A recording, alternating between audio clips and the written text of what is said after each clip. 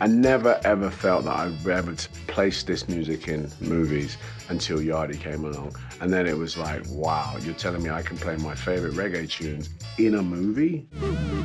This film starts from the 70s into the 80s, but really highlights a sweet spot for our country, which is the early 80s, where reggae culture and English culture merged to form the multicultural country that we are. Integration came as we went down into the 70s. And you're seeing these guys and you're hearing this music that was different. They had to get used to us and we had to get used to them. I mean, I used to live in Tulse when they were like Muds and Teddy Boys, and you couldn't go where they were.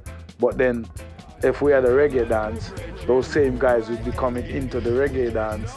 That was like the beginning of the now so-called multicultural, multiracial kind of environment. The music was like that bond that sucked people together.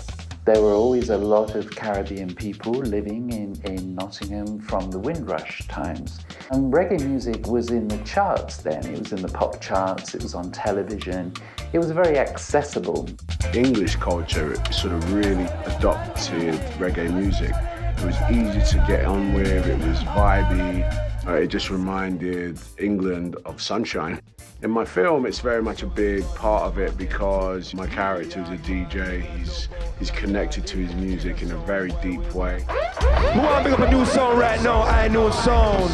And the righteous falling, brother, them cars. You know, it's important that I took the audience on a little bit of a journey with the music so they feel it.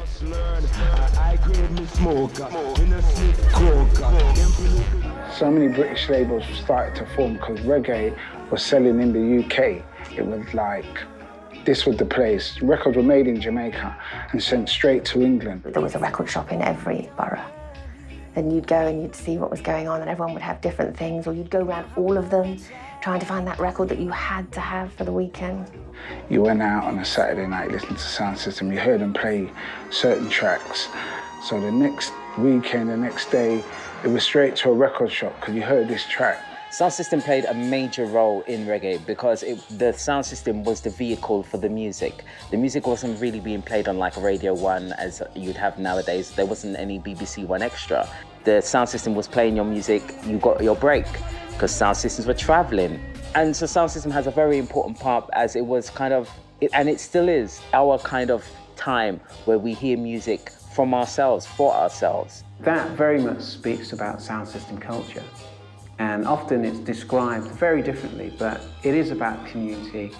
It is about connection. We got a lot of goodwill from the reggae community, and you know, it's very special to have the Marley family bless the film and say yes, and to have Skip Marley, you know, Bob's grandson, sing was super special. I think Jamaica's music has been very popular throughout the history of the 70s and 80s. It's influenced, you can say, hip-hop.